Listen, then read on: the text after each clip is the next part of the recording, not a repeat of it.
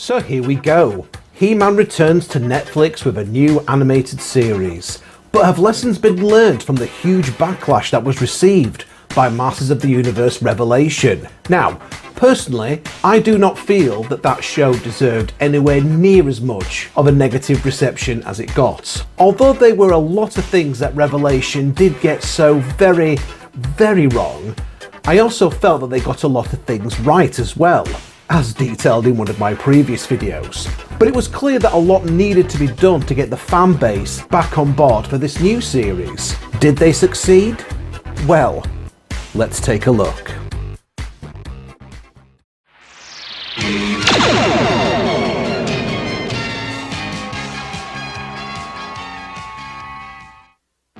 Whilst Revelation was split into two parts with a total of 10 episodes, Revolution is only one single part of 5 episodes.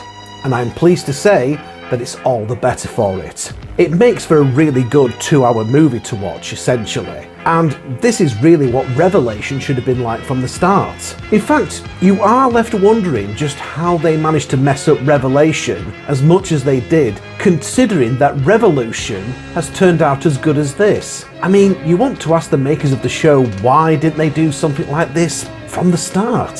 He-Man gets to have such an epic fight with Scareglow in the first episode of the series that it's almost a shame that he's not the main villain, truth be told. And yep, we've got Tony Todd back as Scareglow, which is always a good thing. It's also great to see He-Man being helped out by the likes of Ram Man, Buzz-Off, and a couple of underappreciated characters like Snout Spout and even Rio Blast, who had such a cool action figure back in the day, but I don't think he ever appeared in a single episode of the original cartoon. It is during and after the battle with Scareglow that we get a full picture of the problem currently plaguing our heroes. Following the cosmically powered Dark Lyn's actions in Masters of the Universe Revelation, Preternia, basically Eternia's version of Valhalla, a heaven for the brave and the good, has been destroyed. Which means that the souls of the heroes from Eternia's past and present, including fan favourites like Mossman, Fisto and Clampchamp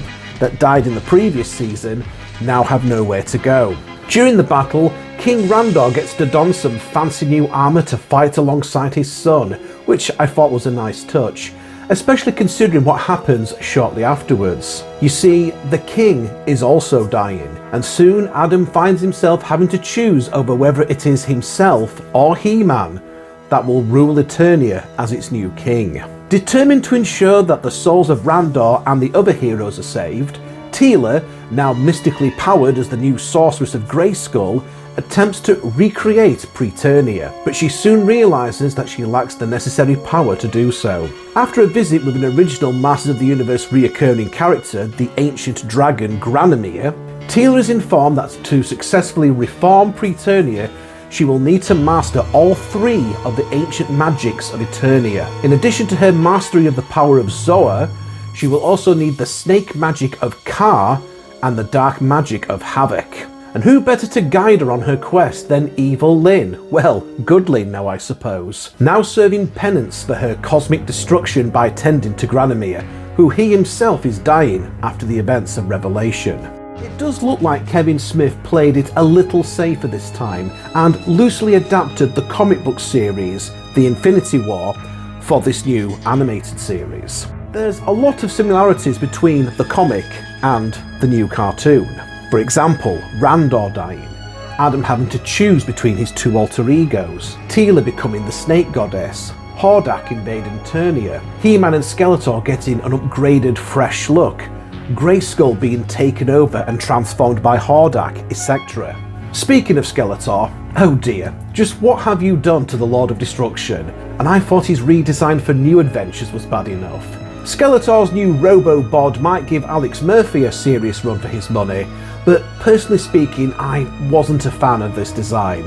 And as much as I love Mark Hamill, he still sounds too much like he's trying not to make Skeletor sound like the Joker, especially when he's cackling like a maniac and cracking one-liners. But you know, despite all this, he puts on such an impressive performance that you actually find yourself rooting for old Skullface at times.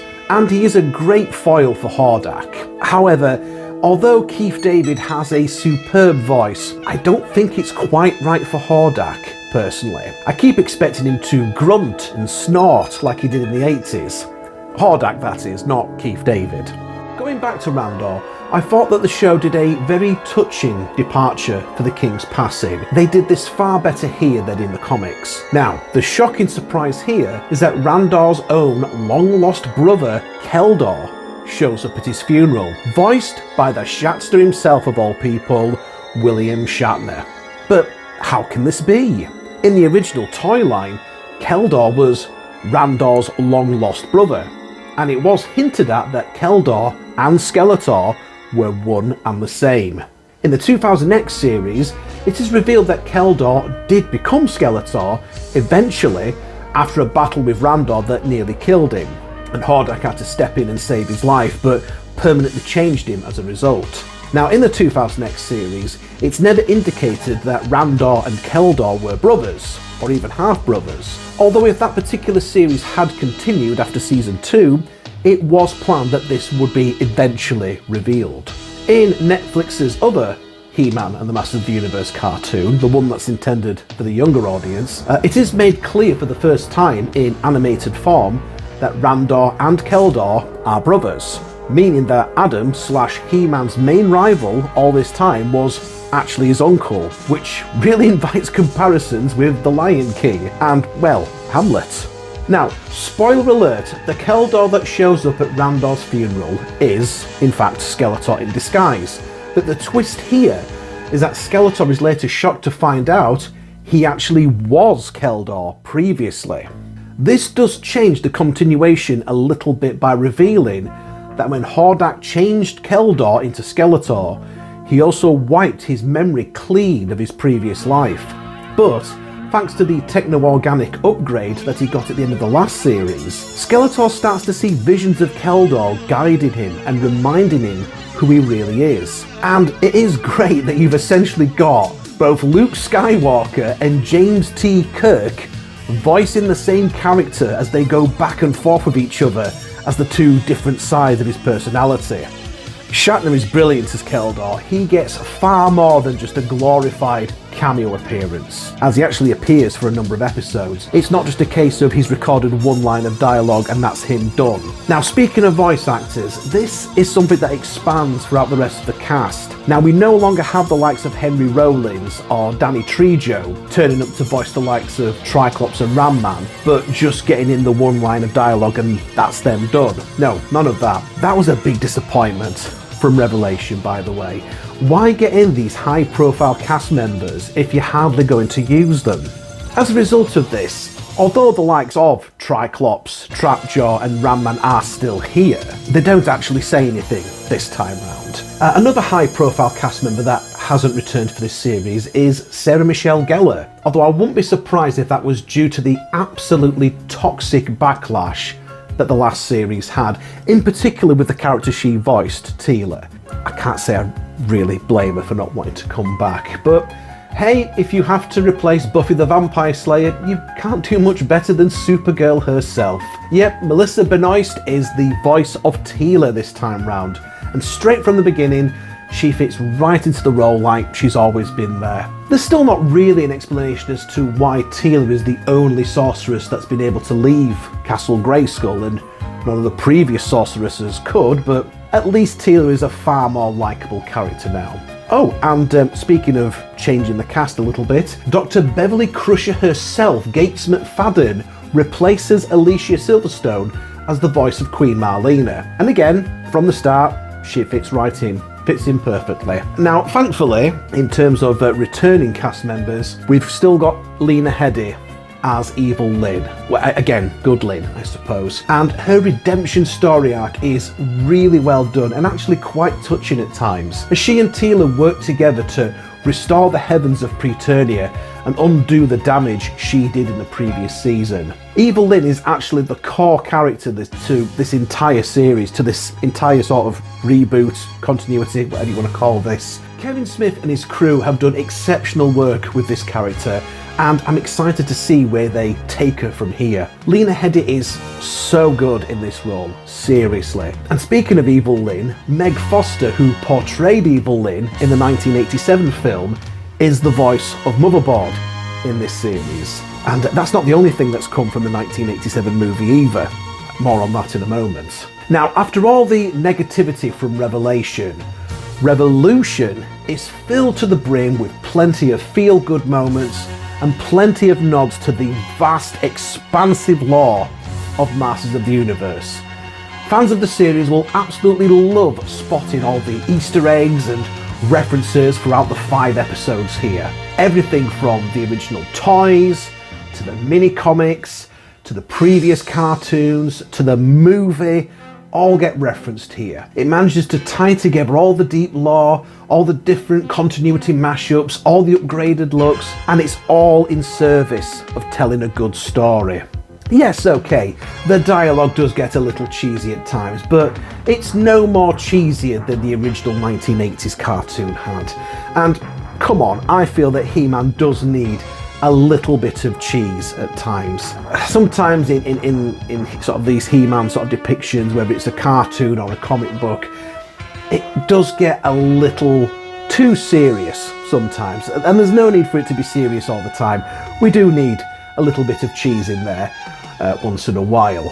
I mean, speaking of cheese, I mean, it's declared at one point that Skeletor is now somehow more powerful than ever, which is quite a stretch considering that he had the power of Grayskull last time and became a literal god. But, you know, whatever sounds good for the trailer, I suppose. Now, as mentioned earlier, we're getting the legendary dragon Granomir from the Filmation series appearing in this.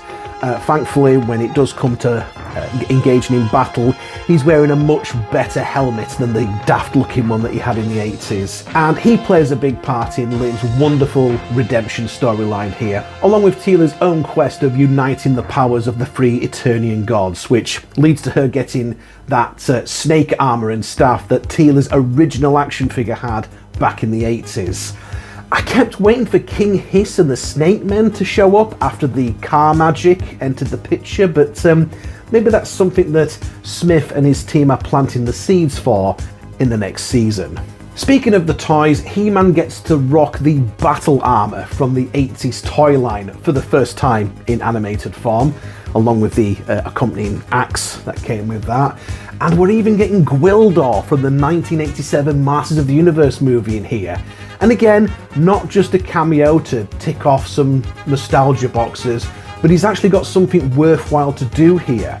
It's up to him, the one that built the Cosmic Key, to give the Sword of Power the technological update it needs in order to fight off Hordak's techno-organic virus. He-Man's sword, once it's been upgraded, actually begins to resemble the one from the 2000X series of the show. He's also getting a cape as part of his new wardrobe, which again looks like something from the 1987 movie. And his new logo on his chest is the same one that's on the other He-Man show that Netflix have made recently, that was for the younger audience. Again, it's all part of the mix-up and the mash-up of the continuity, and it works brilliantly. And although the idea of having Orko and Gwildor together in the same scene sounds like a recipe for disaster, it is actually rather amusing hearing the pair of them bicker and argue with each other. Indeed, having Orko and Gwildor together is part of the show's reoccurring theme throughout the series. Advanced technology over magic, science over sorcery. This is interwoven within the Planet of Eternia's somewhat unique setting, in which it's a technologically advanced medieval-style kingdom that's still heavily influenced by magic. That's something that the original cartoon just kind of went with, but Revolution flirts with the tension between tech and magic in a way that's both intriguing and makes for good storytelling. And in the end, it's actually the fusion of both of these elements that save the day. Kevin Smith and his team have pulled surprising depth out of settings and characters that were pretty two-dimensional, both figuratively and literally, from the original 1980s cartoon, and they really should be applauded for that. Gwildor's references to different keys and tones are also something that's straight out of the Masters of the Universe movie as well. And when Skeletor finally throws off the shackles of Motherboard and fights against Hordak, you just know that the declaration of "let this be our final battle" was put in there on purpose. We get to see the other members of the Horde, Grislaw, Leech and Mantenna, and a load of Horde troopers doing all of Hordak's dirty work for him. But there's no Shadow Weaver, Scorpia or Catra. I'm guessing the ownership of those characters belong to another studio. Having said that, there's a few moments here where I smell a setup for She-Ra. More on that in a moment. Other highlights include Man-at-Arms getting the best upgrade to his armour since the 2000X series, Orko and Lyn becoming a pairing I thought I'd never see, and finally, Adam and Teela getting to have that long-awaited kiss. Well, it took you long enough, about 40 years to be precise. In conclusion, there's more focus this time on Adam/He-Man and Skeletor for this series, as it should be, but Teela and Lyn are still getting their chance to shine as well. I also feel that keeping this as a shorter run, just 5 episodes in total, did the series a hell of a lot of good as well. I think this show is Kevin Smith's redemption as the showrunner of Masters of the Universe. This is clearly what he should have been doing from the start. Now, I'd like to think that lessons were learnt from Revelation. I'd like to think that maybe Mattel have stepped in and had words. But for some fans, the damage has already been done, because a lot of the fans were so pissed off from Revelation that they simply won't come back to watch Revolution. If you don't watch Revolution because you didn't like Revelation, sure, okay, I understand where you're coming from, but you are really doing yourself a massive disservice here, and I would recommend you to give this series another chance. Really, I can compare this to the 3rd season of Picard. Whereas the fans of Star Trek The Next Generation were deeply disappointed in the first 2 seasons, the 3rd season essentially came along, corrected the course and gave back to the fans a lot more of what they had originally enjoyed about that original series in the first place. And that's what Revolution has done here.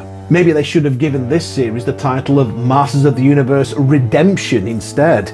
It would certainly be a fitting title, both redemption for Kevin Smith and redemption for the character of evil-lyn. It's a love letter to the original franchise, whilst also offering something new and exciting. After the events of Revelation, I probably would have been absolutely fine if Netflix and Kevin Smith never touched this franchise ever again. But now, I really want to see them round out the trilogy with that final tease. I mean, was that Force Captain Adora right at the end?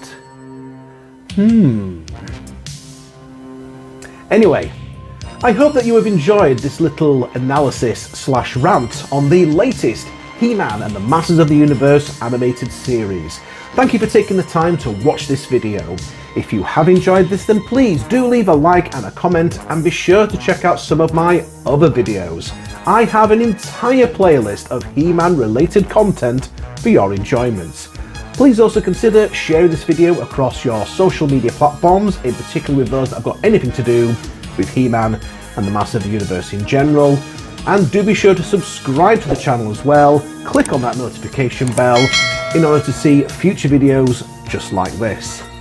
But for now, thank you very much for stopping by the Big Daddy D Reviews channel, and we'll catch you again next time.